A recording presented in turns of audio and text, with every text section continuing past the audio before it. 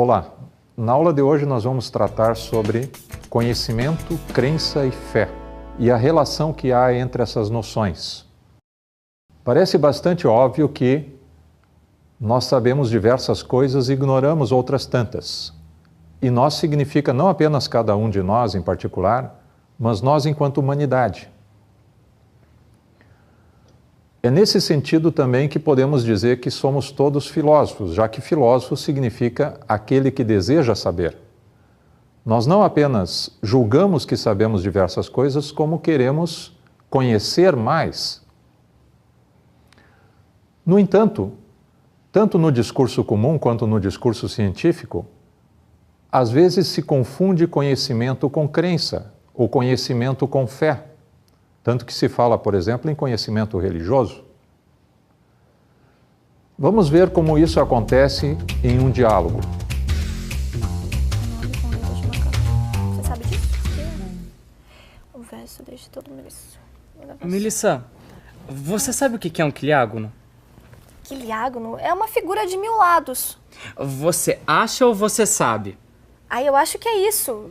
Dá uma olhada, é certeza. Você acha ou você sabe? Não é tudo a mesma coisa? Dá uma olhada no dicionário, vai. Tá, vamos ver aqui. Peraí. Aqui, achei. É isso mesmo. Você tinha razão. Figura geométrica de 1000 lados. Eu sabia, viu só? Não é tão difícil, é super fácil. Se você olhar sempre no dicionário, você tira as suas dúvidas. Mas eu gosto de perguntar pra você antes. Mas eu não sei tudo também, né? Mas dessa vez eu acertei. Você é super inteligente. Nesse diálogo do Alexandre com a Melissa, nós vemos que a Melissa começa usando o termo acho, depois passa para acredito e depois passa para eu sabia. Isso é comum acontecer, seja quando nós estamos conversando, seja quando estamos fazendo ciência. É por esta razão que há um ramo da filosofia chamada epistemologia. Este é o ramo da filosofia que trata dessas questões de conhecimento, de como nós vamos diferenciar o conhecimento da opinião. Trata também de saber ou procurar determinar quais são os limites do conhecimento. Nós podemos saber acerca do quê? Até onde vai o nosso conhecimento? A epistemologia também trata, nas diversas ciências, de como nós adquirimos esse conhecimento, de como nós ajuizamos sobre esse conhecimento. Vamos então falar sobre epistemologia.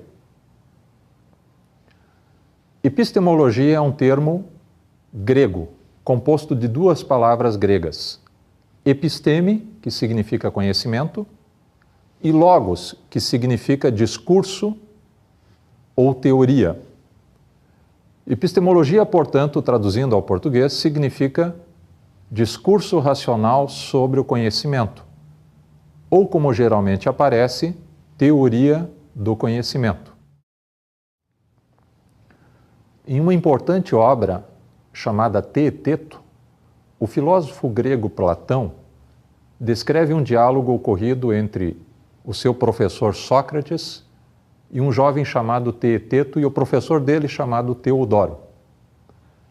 Neste diálogo, se procura determinar o que é o conhecimento.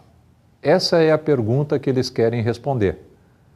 Não quais são os conhecimentos particulares, mas em geral o que significa dizer que alguém conhece algo. Porque que as pessoas conhecem diversas coisas não é posto em dúvida. Mas se elas conhecem diversas coisas, seria adequado e produtivo se nós fôssemos capazes de dizer em que consiste isso, conhecer algo. Neste diálogo são apresentadas algumas tentativas de solução dessa questão. A primeira proposta, que é feita por Teeteto, é de que conhecimento é sensação. Essa parece ser uma resposta bastante razoável. Era razoável naquela época e parece bastante razoável ainda hoje. muitas pessoas parecem pensar nessa linha, de que conhecimento é sensação. Dito de outra maneira, conhecer é sentir. Por que isso parece razoável? Porque é assim que nós sabemos diversas coisas, através das nossas sensações. Então, talvez seja o caso de que conhecimento é sensação. Contudo, essa resposta, por mais razoável que pareça de início, não pode ser verdadeira, ou não pode ser, pelo menos, completamente verdadeira. E é isso que Sócrates mostra. Porque se fosse verdadeiro que conhecimento é sensação, como é que nós explicaríamos as diferentes sensações que as pessoas têm em relação às mesmas coisas? Por exemplo, se uma pessoa sente o vento frio e outra pessoa sente o vento quente, como é realmente o vento? Frio ou quente? Além disso, se conhecimento é sensação, isso nos conduziria a outros absurdos, como resultar na nossa incapacidade de distinguir o que é verdadeiro do que é falso. Outra proposta que aparece no diálogo é de que conhecimento é opinião verdadeira. Mas também nessa proposta há um grande problema, porque uma opinião verdadeira pode ser verdadeira por mero acaso. Eu posso saber de alguma coisa, ou achar que sei, mas a razão que eu dou para esse conhecimento não é uma razão adequada. Ou ainda, quando nós acreditamos em outras pessoas, como por exemplo quando alguém nos relata algo acontecido, um acidente, por exemplo, nós passamos a ter uma opinião sobre esse acidente que perfeitamente pode ser verdadeira. No entanto, a pessoa que nos contou o acidente, que viu o acidente, pode dizer que ela sabe. Mas nós, num sentido mais forte, não poderíamos dizer que sabemos, porque nós não vimos o acidente. E pode ser também que a pessoa que nos contou relatou mal o acidente. Neste caso, a opinião que ela nos passou é uma opinião falsa, e isso se transfere para nós. Diante dessa dificuldade, a última proposta no texto é de que conhecimento é opinião verdadeira racional. O que queriam eles dizer com essa ideia opinião verdadeira racional? É que nesse caso a opinião é fundamentada. Mas há aí também um problema. Simplesmente dizer que a opinião verdadeira fundamentada é conhecimento não é suficiente. É preciso que nós ainda estabeleçamos com clareza quais são os critérios pelos quais as razões que a gente dá são adequadas para aquela crença. O diálogo se encerra sem que eles tenham chegado a uma conclusão final sobre a questão o que é conhecimento. Mas há uma outra conclusão extremamente importante do diálogo, que serve para nós ainda hoje. A conclusão é que a gente não imagine saber aquilo que nós não sabemos realmente. Essas questões e questões relacionadas a elas são tratadas na área da epistemologia, seja em termos gerais, como nas ciências particulares, conforme for o caso. Vamos ver como isso funciona tratando dos tipos de conhecimento. Quando nós falamos em conhecimento, os verbos que geralmente nós usamos são os verbos saber e conhecer. No entanto, esses verbos são usados de diferentes maneiras.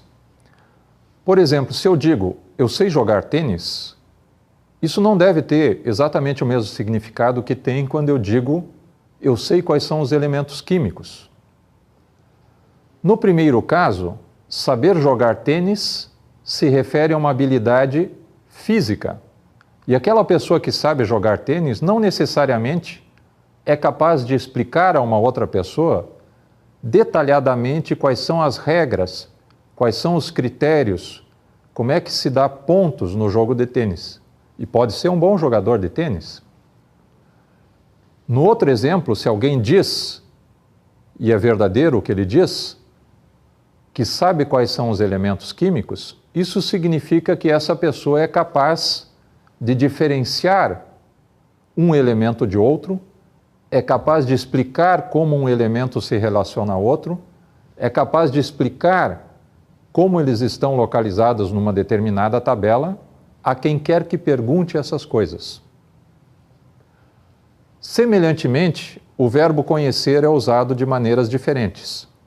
Por exemplo, se eu digo, eu conheço a Anitta, isso certamente não tem o mesmo significado do que quando eu digo, eu conheço a teoria heliocêntrica. No primeiro caso, da pessoa que diz, eu conheço a Anitta, aqui se refere a um conhecimento que os filósofos chamam conhecimento por familiaridade. Eu conheço a Anitta porque tenho uma certa intimidade com ela. Por outro lado, quando eu digo eu conheço a teoria heliocêntrica, isso significa que eu sou capaz de explicar uma quantidade diferente de fenômenos usando uma teoria mais abrangente, uma teoria sobre a realidade. Essas considerações nos colocam um outro problema. Os diferentes usos dos verbos saber e conhecer indicam que há diferentes tipos de conhecimento. Quais seriam eles? Não se trata de conhecimentos particulares, conhecimento psicológico, conhecimento biológico, mas conhecimento num sentido mais geral. Nesse sentido, podemos então colocar a questão: como adquirimos conhecimento? Em relação a essa pergunta, tradicionalmente, há dois tipos de conhecimento que responderiam à questão: o conhecimento inato e o conhecimento adquirido. Conhecimento inato pode ser definido como aquele conhecimento que não provém da experiência, mas apenas do pensamento. E, por outro lado, o conhecimento adquirido é aquele conhecimento que provém da experiência. Vejamos alguns exemplos para esclarecer esse ponto. Exemplo de conhecimento inato. Quando alguém diz, penso, existo, ou quando alguém diz, duas coisas iguais a uma terceira são iguais entre si, se considera que esse tipo de conhecimento exemplifica o conhecimento inato. Por que razão? Porque dizer penso, existo não depende de qualquer experiência que a gente venha a ter. E veja que toda experiência é sempre particular. Quando eu vejo alguma coisa particular. Mas o que eu preciso ver? O que eu preciso ouvir? O que eu preciso tocar para saber se é ou não verdadeiro a sentença penso, existo? Nada. Basta que eu raciocine. Se eu estou pensando, é óbvio que eu existo. Porque se eu não existisse, não estaria pensando nessa sentença. Já com conhecimento adquirido, se dá outra situação. Por exemplo, se alguém diz que as bicicletas são mais econômicas que os carros, como é que essa pessoa adquiriu esse conhecimento? Se for um conhecimento, adquiriu através da experiência. É preciso que ela saiba o que é uma bicicleta, é preciso que saiba o que é um carro. Isso quer dizer que tenha visto uma bicicleta, que tenha tocado numa bicicleta, ou que tenha visto um carro, que tenha tocado um carro. A partir disso é que essa pessoa poderá fazer a comparação entre a economia de uma bicicleta e a economia de um carro. Um outro exemplo, se alguém diz: o Império Persa foi conquistado por Alexandre o Grande. E eu pergunto, como é que tu sabes disso? Essa pessoa que diz isso hoje, e esse é um evento do passado, ela não esteve lá. Portanto, ela depende do testemunho de outros que lá estiveram e escreveram sobre isso. Ela não tem acesso direto. Mas mesmo que tivesse acesso direto e estivesse presente lá nesse evento histórico, ela dependeria das suas experiências sensoriais para poder fazer esse tipo de afirmação. Então nós vemos que há uma distinção aí entre tipos de conhecimento e que é uma distinção interessante. Contudo, não é claro em todas as situações em relação a alguns supostos conhecimentos se eles seriam inatos ou adquiridos. Por exemplo, um importante princípio da ciência diz que tudo aquilo que acontece deve ter uma causa, que explica por que aconteceu e por que aconteceu dessa maneira e não de outra maneira. Isso é chamado o princípio da causalidade. Como é que nós sabemos disso? Sabemos isso observando como as coisas acontecem? Ou isso é um conhecimento que está na nossa mente e que nós julgamos o que acontece através desse conhecimento? Isso não é tão claro. Um outro exemplo, se alguém diz, os homens são naturalmente maus. Como é que essa pessoa sabe disso? Sabe observando o comportamento das pessoas? Ou será que ela julga o comportamento das pessoas com base nesse conhecimento prévio? Este é um dos grandes problemas da epistemologia. Há ou não há conhecimento inato? Como o conhecimento inato se relaciona com o conhecimento adquirido? Muitos filósofos negaram a existência do conhecimento inato, mas parece que ele é necessário para que a gente consiga julgar as sensações.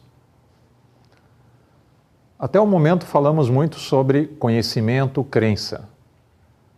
Vamos ver mais detalhadamente em que consistem esses conceitos, pois estas são noções básicas de epistemologia.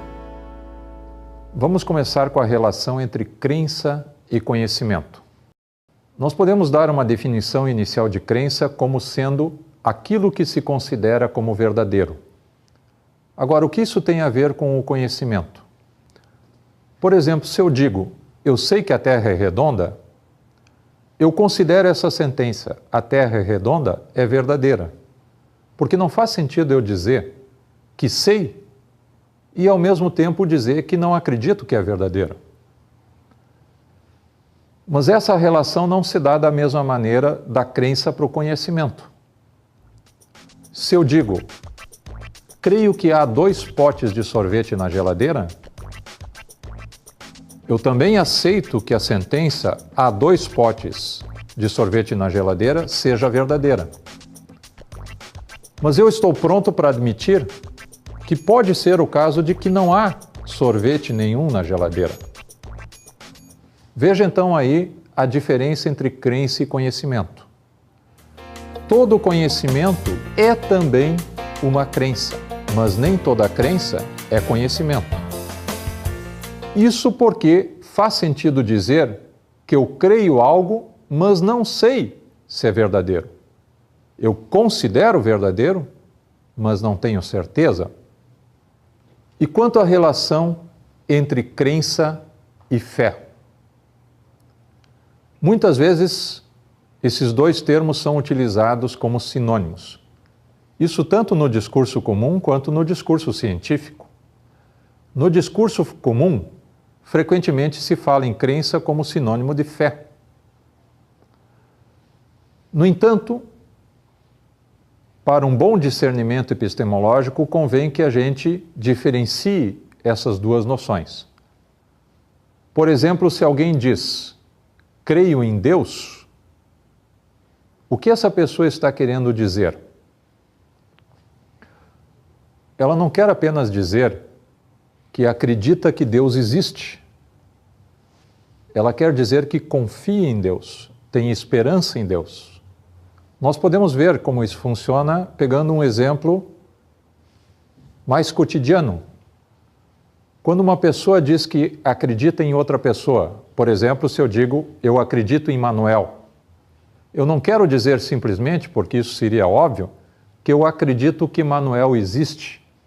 Porque para acreditar em Manuel, eu preciso já acreditar que Manuel existe. Portanto, fé significa algo mais do que meramente crença. No entanto, essa distinção é extremamente importante na filosofia e nas ciências, porque às vezes se utiliza o termo fé para fazer referência a um tipo específico de crença muito importante. Esse tipo específico de crença se chama atualmente crença básica. Crença básica é aquela crença que não pode ser provada e não é autoevidente, mas é utilizada como base para provar outras crenças. Por exemplo, a crença de que os objetos físicos existem independentemente da nossa mente, ou dito de outra maneira, a crença na realidade do mundo exterior, é uma crença básica. Por que ela é uma crença básica? Porque muitos de nossos conhecimentos dependem dessa crença e nós normalmente aceitamos isso. Dificilmente as pessoas questionam a existência do mundo físico ou acham que o mundo físico é meramente um produto da sua mente. Contudo, na história do pensamento filosófico e científico, alguns pensadores negaram justamente isso, produzindo inclusive argumentos para tentar mostrar que o mundo físico existe apenas porque nós existimos. E se nós deixássemos de existir, também o mundo físico deixaria de existir. Considerada à primeira vista, uma opinião como essa parece absurda e até estranha, mas ela não é insensata. E mesmo a física contemporânea vem falando sobre isso. Como é que provar, então, que o mundo existe independentemente da nossa mente? Ou como provar que ele não existe independentemente da nossa mente? Essas são questões extremamente difíceis. É por essa razão que se considera que a crença, o mundo físico existe independentemente de nós, é uma crença básica. Se reconhece que não é autoevidente, apesar de parecer para as pessoas em geral, e se reconhece que não se pode provar de uma maneira definitiva essa crença. Vejam a diferença que há entre essa crença e uma crença autoevidente. Por exemplo, penso, logo existo. Por que essa crença, penso, logo existo, é autoevidente? Porque é impossível negar isso.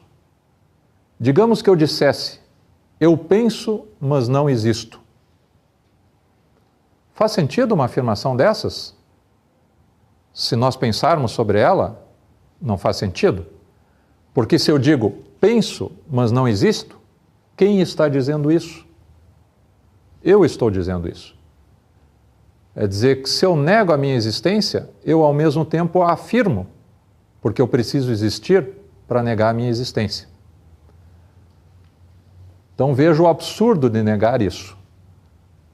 Mas não é absurdo negar que o mundo físico não exista fora das nossas mentes. Alguns pensadores disseram isso. Há filmes que falam sobre isso.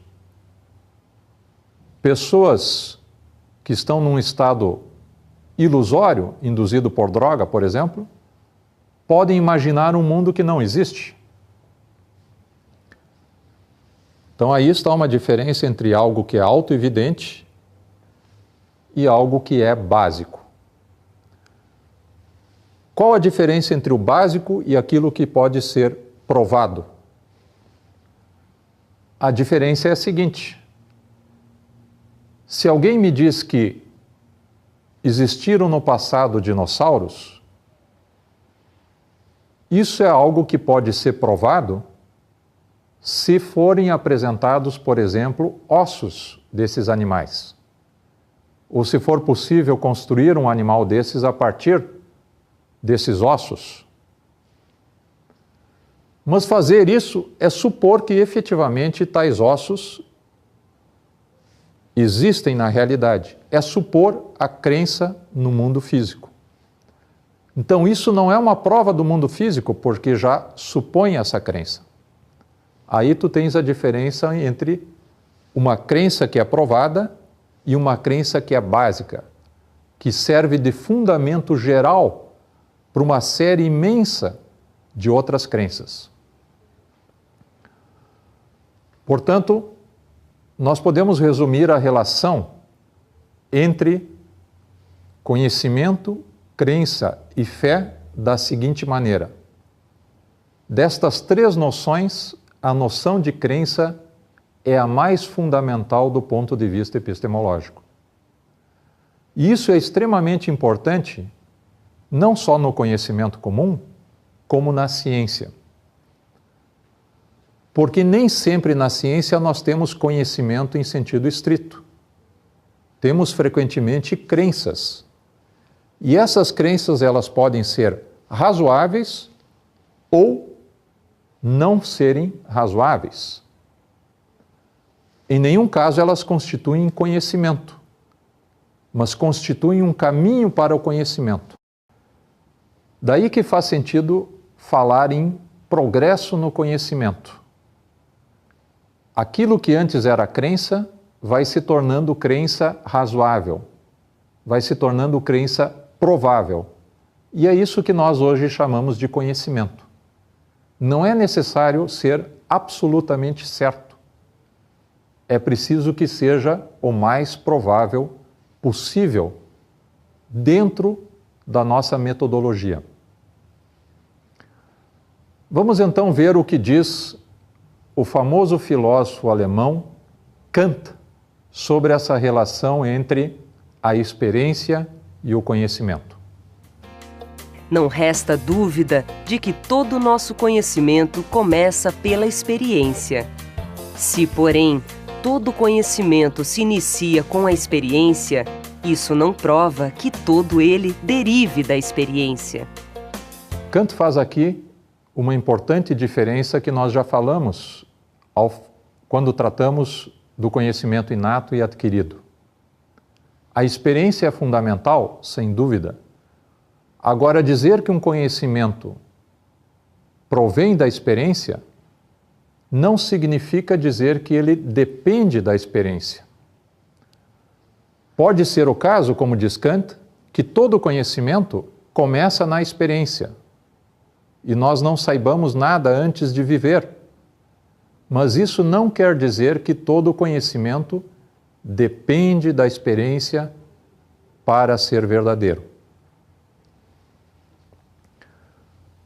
Com isso, nós colocamos algumas noções iniciais para se compreender quais são os problemas discutidos em epistemologia.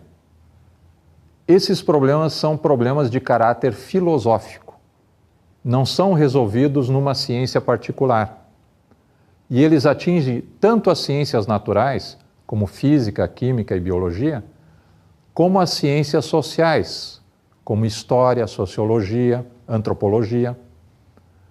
A consideração dessas ideias serve para nos auxiliar no desenvolvimento e no progresso de cada uma dessas ciências.